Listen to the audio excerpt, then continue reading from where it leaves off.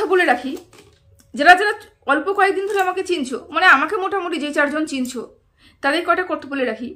সেটা হচ্ছে, আমি কোনো দলবাজি নাই, আমার মধ্যে কোনো দলবাজি নেই, কোনো দলে আমি বিলং করি না।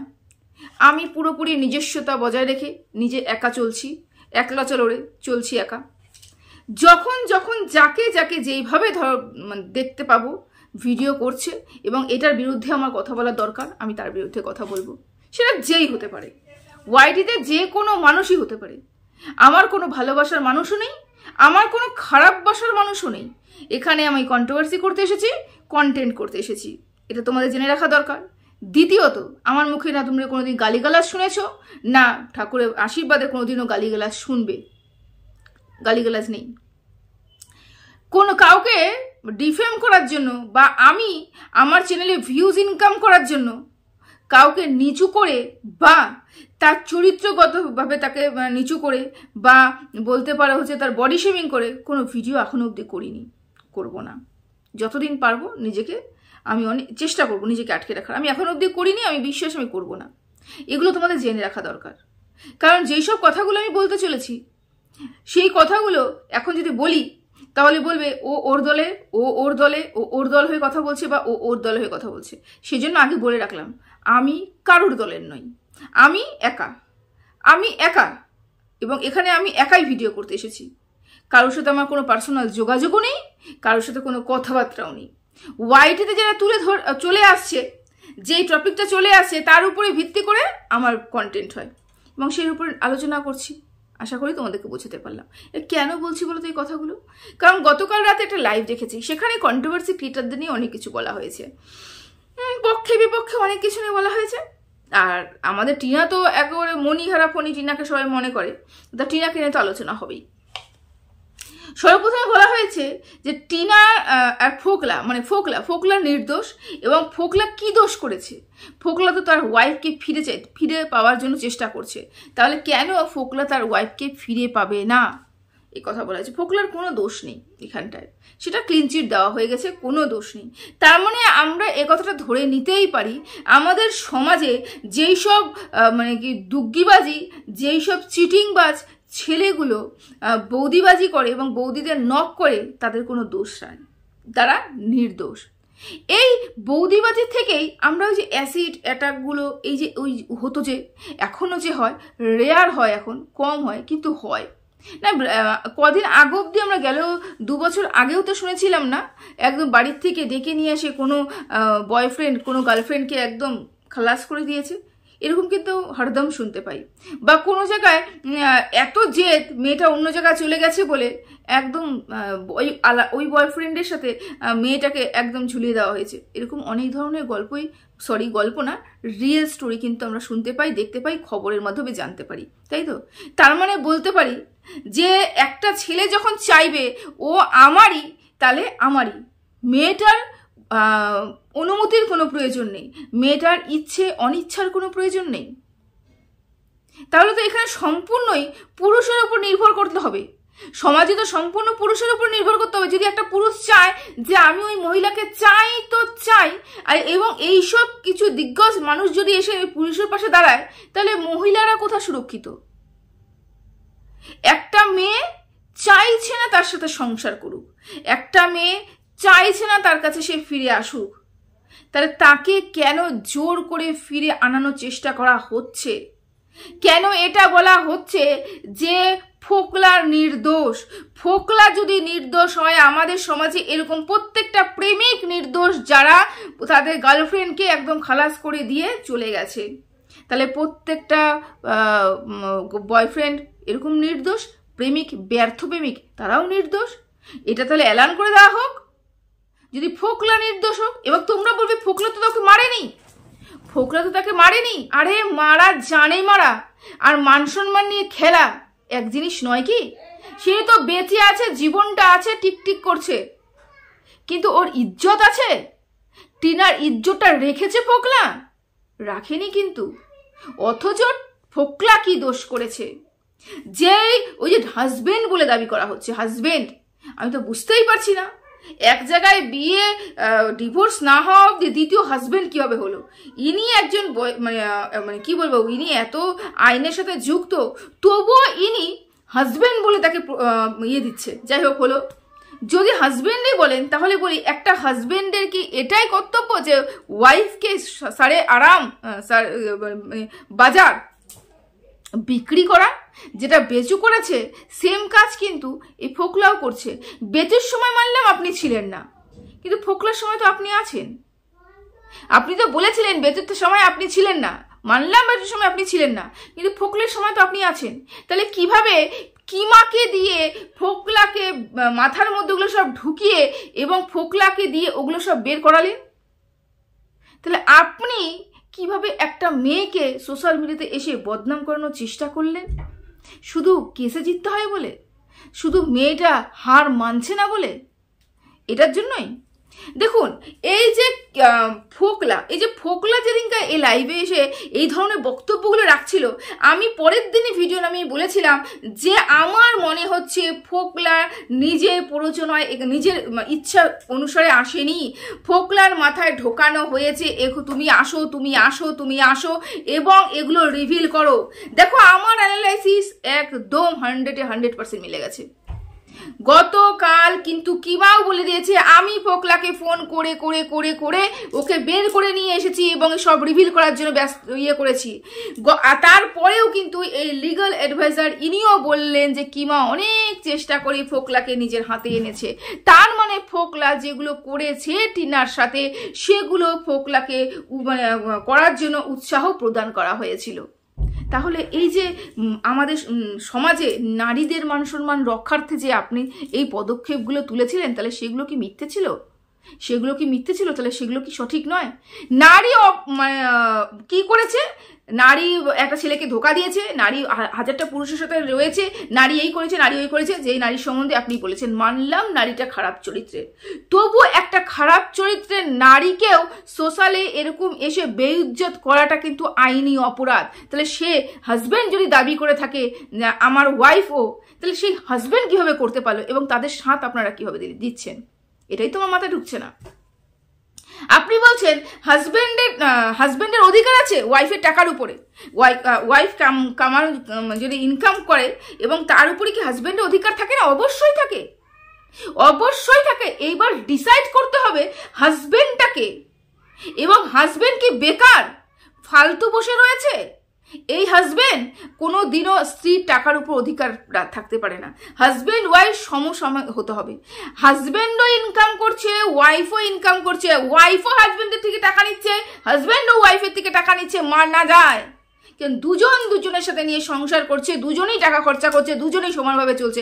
এখানে হাজবেন্ড বসে বসে টাকার উপরে কুণ্ডুলি মেরে বসে আছে, ওয়াইফ কামাই করছে এবং হাজবেন্ড সেই টাকা চুরি করে নিয়ে চলে যাচ্ছে। সেটা কি সত্যি সত্যি হাজবেন্ড হওয়ার যোগ্য?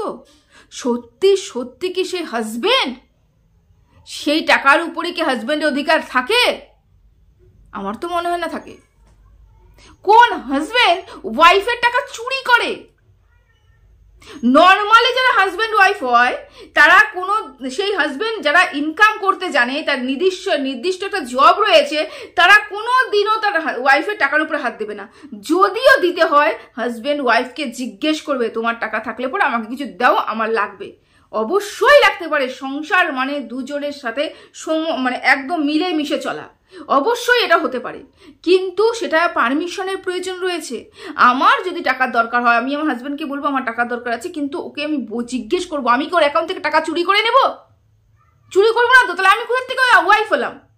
আমি হাজবেন্ডকে জিজ্ঞেস করবো। তাহলে যে হাজবেন্ড ওয়াইফের অ্যাকাউন্ট থেকে টাকা চুরি করে, না বলে টাকা সরিয়ে নেয়, হাজবেন্ড দাবি করছে অথচ ওয়াইফ তার প্রতি মাসে 5,000 টাকা করে চাল ডাল কিনে খাচ্ছে, তাহলে এ হাজবেন্ড নিজেকে দাবি করছে কিভাবে এবং সেই হাজবেন্ড আপনারা প্রশ্রয় দিচ্ছেন কিভাবে? হাজবেন্ড যদি হতো তাহলে প্রতি মাসে কি ওয়াইফ চাল ডাল কিনে খেত 5,000 টাকা দিয়ে, নাকি ওই 5,000 টাকা হাজবেন্ড অ্যারেঞ্জ করতো যে তোমার খাওয়ার টাকা দায়িত্ব আমার?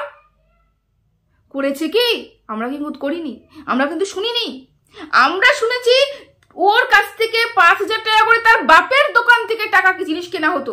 তাহলে যেই হাজবেন্ড টাকাটা বাইরে বউয়ের টাকা দিয়ে বউকেই খাওয়াচ্ছে, অথচ সেই টাকাটা নিজের ঘরে রেখে তার বাবাকে দিচ্ছে।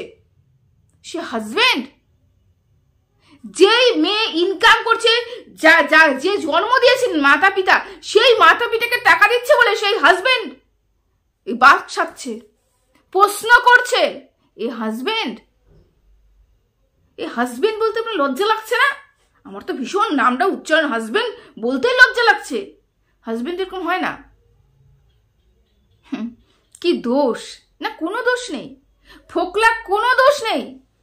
যদি আপনার চোখে দেখি ফোকলার কোনো দোষ নেই, আমাদের চোখে দেখুন, একটা মানুষের চোখে দেখুন, একটা মহিলার চোখে দেখুন, দেখবেন ফোকলার অনেক দোষ। দেখুন, এই যে আপনারা যে কাজগুলো করছেন, এগুলোর জন্য আপনারা বাধ্য। কারণ কি? কেসটা আপনি হাতে নিয়ে ফেলেছেন এবং জেতাতে হবে, হেন তেন প্রকারে জেতাতে হবে। তা যা ইচ্ছে বলে না, কাম দাম দণ্ড ভেদ, যেটা আমি করে কেস জিতবো সেটা তো আমাকে জিততেই হবে। হলো, এই পার্টটা চোকালাম। আমার ভিডিওটা অনেক বড় হয়ে যাবে, তোমরা প্লিজ একটুখানি দেখে নিও। ভিডিওটা অনেক বড়, লাইভ নিয়ে ভিডিও করলে আমার ভিডিও তো বড় হবেই হবে। যাই হোক, শুনলাম নাকি ওই টুনির বাসা, হ্যাঁ অবশ্যই ওই ইসের টুনি দিদার উপরে কেস হচ্ছে, টুনি দিদার উপরে কেস হচ্ছে। আচ্ছা, কেন কেস হচ্ছে? কিসের জন্য কেস হচ্ছে? কেস এই কারণে হচ্ছে, টুনি দিদা নাকি কোথা না কোথাও ভাবে ঢেঁড়সের সাথে অতপ্রতভাবে জড়িত। ঢেঁড়স এই এমন একটা ছেলে যে ওপার বাংলায় বসে একটা মানব অধিকার একজনকে মানে প্রচন্ড ভাবে মুখে মানে স্ল্যাং ইউজ করছে তার সম্বন্ধে, তার সময় নোংরা নোংরা কথা বলছে, যেটাকে আমি এখনো পর্যন্ত সাপোর্ট করিনি। ঢেঁড়সকে আমি জীবনে কোনোদিন সাপোর্ট করিনি, জীবনে কোনোদিন সাপোর্ট করিনি, আর জীবনে কোনোদিন সাপোর্ট করবো না। যে যতই ভালো হয়ে যাক সাপোর্ট করব না। দেখো, ভালো মানুষে কিন্তু প্রথম থেকেই বোঝা যায়। একটা চাপে পড়ে ভালো হয়, একটা শুরুর থেকে ভালো হয়। যে শুরুর থেকে ভালো হয় তাহলে তার মনে করো তাদের শিক্ষা এবং তার পারিবারিক শিক্ষা শুরুর থেকেই ভালো, তারা জীবনে কোনোদিন খারাপ কথা বলতে শেখেনি বা বলেনি। এবং যারা চাপে পড়ে ভালো হচ্ছে, যেমন ঢেঁড়স চাপে পড়ে একটু নিজেকে শুধরাচ্ছে, তারা চাপের জন্য করছে। তাদের বাড়িতে ও ধরনের বক্তব্য রাখা হয়, তারা ওই মানসিকতারই তৈরি এবং তারা মেয়েদেরকে মলেস্ট করতেই জানে। সেই জন্য ঢেঁড়সকে জীবনে কোনোদিন সাপোর্ট করিনি, আর আগামী দিনেও কোনোদিন সাপোর্ট করব না। তবে এখানে কেস করা হচ্ছে, একটা সব কিছু মানে ভিতরে তদন্ত করা হচ্ছে যে ঢেঁড়স নাকি এপারে বসে যিনি আছেন তার উপরে নোংরা টিপ্পনি রেখেছে, নোংরা কথা বলেছে, বাজে ইঙ্গিত করেছে। এটা আমি বরাবরই প্রতিবাদ করেছি যে একটা মহিলার উপরে ঢেঁড়স এই ধরনের বক্তব্যগুলো রাখতে পারে না। কেন ঢেঁড়স রেখেছে আমি জানি না, আর 5টা মানুষ কন্ট্রোভার্সি ক্রিয়েটাররা প্রতিবাদ করেছে কিনা আমি জানি না। আমি প্রতিবাদ করেছি, আমার ভিডিও জলজল করছে, যে তখনও বলেছি লিগাল অ্যাডভাইজার হলেও তিনি একটা মহিলা এবং তার উপরে এরকম ধরনের কথা বলাটা অন্যায়। ঢেঁড়সের বিরুদ্ধে কিন্তু আমি কথা বলেছিলাম। তো আজকে বলা হচ্ছে আমাদের টুনি দিদা হচ্ছে ঢেঁড়সের সাথে অতপ্রতভাবে জড়িত, সেই জন্য টুনি দিদার উপরে এই কারবাইটা করা হচ্ছে যে টুনি দিদা ওপার বাংলার সাথে এপার বাংলার খবর পাচারকারী, হাবি জাবি ও টাকা পয়সা নিয়ে লেনদেন হয়, এগুলো নিয়ে একটা কেসের পথে চলছে, এগোচ্ছে সবকিছু। তো আমি বলছি কি, তাহলে এই যে ওয়াইটিতে যদি সার্চ করে দেখা যায়, মোবাইলের যদি কল লিস্ট দেখা যায় বা হোয়াটসঅ্যাপে যদি চ্যাট লিস্ট দেখা যায়, বের করা যদি যায়, তাহলে আমি বলবো কি এখানে আরো বেশ কিছু মানুষ ঢেঁড়সের সাথে অতপ্রতভাবে জড়িত। আমরা শুনেছি, আমরা জানি কারা কারা ঢেঁড়সের নাম বারংবার নেয় এবং বলে ঢেঁড়স বেশ করেছে, ভালো করেছে, ঢেঁড়স এই, ঢেঁড়স ওই, ঢেঁড়স সেই, আমরা কিন্তু জানি। তাহলে তাদের বিরুদ্ধে কেন কেস করা হচ্ছে না? তাহলে তাদের বিরুদ্ধে কেন কোনো তদন্ত করা হচ্ছে না? কিসের জন্য হচ্ছে না? এটাতে বুঝতে পারলাম না কেন তদন্ত তাদের বিরুদ্ধে হচ্ছে না, শুধুমাত্র টুনি দিদার উপরে হচ্ছে। আমি না টুনি দিদার না ঢেঁড়সের। আমার প্রশ্নটা, যদি ঢেঁড়সের সাথে সম্পর্ক যদি টুনি দিদার হয়ে থাকে, এরকম ঢেঁড়সের সাথে সম্পর্ক কিন্তু আমাদের ওয়াইটিতে আরো অনেক কন্ট্রোভার্সি ক্রিয়েটারে রয়েছে, তাহলে তারা কেন এর আয়তায় আসছে না? তারা কেন ক্লিন চিট পেয়ে যাচ্ছে? এটাই প্রশ্ন, বুঝতে পারছি না। নাকি এটা ধরে নেব টুনি দিদা আমাদের বেচুরামের সম্বন্ধে অনেক কিছু ফাঁস করেছে, নাকি এটা ধরে নেব টুনি দিদা বলেছে বেচুরামের ঘরে অনেক টাকা পয়সা এসেছে, বউ বিক্রি করেছে, বউ বিক্রি করে খাট এনেছে, বউ বিক্রি না করলে ওর চ্যানেলটা চলতো না, তারপরে টাকা পয়সা হাতে ক্যাশ লেনদেন হয়েছে, উনি উপস্থিত ছিলেন, এই ধরনের যে বক্তব্যগুলো রাখা হয়েছে, এই বক্তব্যগুলোর ওপরেই মানে এত বেশি রেগে গেছে এবং ডাইরেক্ট তো কিছু করতে পারবে না, ইনডাইরেক্টলি অনেক কিছু জুড়ে জুড়ে জুড়ে দিয়ে দিয়ে টুনি দিদার উপরে একটু প্রেশার ক্রিয়েট করা হচ্ছে। দেখো আমার সব কিছুই আন্দাজ, আমার আন্দাজ, তোমাদের কি মনে হচ্ছে এটা একটু কমেন্ট বক্সে কিন্তু অবশ্যই জানাবে। যদি ঢেঁড়সের সাথে সম্পর্ক থাকার জন্য টুনি দিদার উপরে কেস হতে পারে বা এরকম কারবাই হতে পারে, তাহলে কিমার ক্ষেত্রেও হওয়া উচিত। প্রথম ঢেপসিটাও তাকে ভাই ভাই বলতো, ঢেপসিটার উপরেও হওয়া উচিত, তাহলে এখানে গুপ্তির উপরে হওয়া উচিত এবং খেকির উপরেও হওয়া উচিত। শুধু কেন টুনি দিদা একা এর আয়তায় আসলো? কারণ টুনি দিদা কি একটু বেশি বলে ফেলেছিল? টুনি দিদা যেটা বলতে নেই সেটাও কি বলে ফেলেছিল? সেই জন্য কি এতটা রাগ? কারণ সোশ্যাল মিডিয়াতে কিছু ছড়িয়ে গেছে, সেটা নিয়ে কন্ট্রোভার্সি হচ্ছে, আর কেসের উপরে কি এফেক্ট পড়বে, সেই কারণেই এটা হচ্ছে। আমার সাদা মনে কাদা নেই, এই প্রশ্নগুলো তো আমার মনে আসছে। আমি কি করবো বলো? আমার তো 2 2 4 মেলাতে হবে, আর 2 2 4 তো ঠিক এই জায়গাটায় মিলছে, কারণ যেই অজুহাতটা দেওয়া হলো সেই অজুহাত তো মিলছে না। ঢেঁড়সের সাথে তো আরও সবার সম্পর্ক রয়েছে, শুধু টুনি দিদার একার রয়েছে তাই নয়। তাহলে কি ধরতে পারি যে কিমাকেও পরবর্তীকালে এই আওতায় আনা হবে? কিমার দ্বারা এখন উপকৃত হচ্ছে বা কিমা কোনো না কোনোভাবে জড়িত রয়েছে এই কেসের সাথে, সেই জন্য যতক্ষণ কেস রয়েছে ততক্ষণ কিমা সেফ রয়েছে, যতক্ষণ কিমা চুপচাপ রয়েছে ততক্ষণ কেস সেফ রয়েছে, কিমা সেফ রয়েছে। নাকি কেস শেষ হওয়ার পরে কিমার উপরেও এফেক্ট আসতে পারে, এরকমই কিছু একটা আভাস কি আমরা পেলাম গতকাল লাইভের মধ্যে? তিনি কি এটাই কিছু না বলেও অনেক কিছু বলতে চাইলেন? জানি না। দেখো আমার এগুলো মনে হয় তাই বললাম।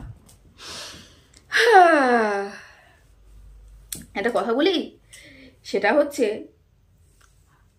আমাদের দিদিভাই, হ্যাঁ আমাদের দিদিভাই মানে হচ্ছে আমাদের অ্যাডভাইসার ম্যাডাম, উনি বলেছেন কি বলতো, দারুণ একটা কথা বলেছেন যে ঢেঁড়স মিথ্যেবাদী নম্বর 1। ঢেঁড়স এখনো অবধি যেই কথাগুলো ছড়িয়েছে, যেই কথাগুলো নিয়ে ভিডিও করে, প্রত্যেকটা কথা মিথ্যে, একটার মধ্যেও কোনো সত্যতা নেই। তাহলে কি আমি ধরে নেব টিনার সম্বন্ধে একের পর এক রিভিল করা কথাগুলো সবগুলোই মিথ্যে? নাকি ধরে নেব বেচুর সম্বন্ধে যে কথাগুলো বলছে সেগুলো মিথ্যে, টিনার সম্বন্ধে যে কথাগুলো বলছে সেগুলো সত্যি? যদি ওই ক্যারেক্টারটাকেই, ওই কন্ট্রোভার্সি ক্রিয়েটারটাকেই আমি মিথ্যে প্রমাণিত করার চেষ্টা করি, মিথ্যে বলে অপবাদ দিই বা সে ধরেই নি সে মিথ্যে, তাহলে প্রত্যেকটা কথাই মিথ্যে হবে, হাফ হাফ হবে না। বেচুর ক্ষেত্রে যদি প্রত্যেকটা কথা মিথ্যে হয়, টিনার ক্ষেত্রেও প্রত্যেকটা কথা মিথ্যে হবে। যদি টিনার ক্ষেত্রে প্রত্যেকটা কথা সত্যি হয়, ঢেঁড়সের ক্ষেত্রেও বেচুর ক্ষেত্রেও প্রত্যেকটা কথা সত্যি হবে। সত্যি বললাম তো? মনে হয় আমার। কেন এই যেরকম করে বলে দেওয়া হলো না, ঢেঁড়স প্রত্যেকটা কথা মিথ্যে কথা বলে, কোনো সত্যতা নেই, কোনো সত্যতা নেই, তাহলে তো এটা বেচুর ক্ষেত্রে শুরু হচ্ছে, টিনার ক্ষেত্রেও তো। তারপর টিনার ক্ষেত্রে যেগুলো যেগুলো বলেছে সেগুলো মিথ্যে ধরে নেব। এবার যদি বলতে আসেন যে না টিনার ক্ষেত্রে যেগুলো প্রমাণ দিচ্ছে, একের পর এক প্রমাণ দিচ্ছে সে সব সত্যি, তাহলে তো বলবো বেচুর ক্ষেত্রে যে প্রমাণগুলো পেয়েছে সেগুলোও সত্যি। এ তো মুখ চেনা মুখের ডাল হতে পারে না। আমার যেটা পছন্দ হলো আমি বেছে নিলাম, আমার যেটা পছন্দ হলো না মিথ্যে বলে আমি ছেড়ে দিলাম, এটা তো হতে পারে না, তাই না? যাক, ভিডিওটা আমার অনেক বড় হয়ে যাচ্ছে, আমি এত বড় ভিডিও করতেই চাচ্ছি না। লাইভ দেখে তো আমার অনেক কিছু বলতে ইচ্ছে করে, আমার ভীষণ লাইভ দেখে বলতে ইচ্ছে করে। কেন মানে উনি মানে এত জিলেপির প্যাচের মতো সব কিছু প্যাচান, আমার এই প্যাঁচ ঘুরতে ভীষণ ভালো লাগে। উনি সবাইকে ঘোরাতে চাইছেন, আমিও জানতে চাই উনি কাকে কাকে কিভাবে কোন দিক দিয়ে ঘোরাতে চাইছেন। যাই হোক, সবাই ভালো থেকো, সুস্থ থেকো, টাটা।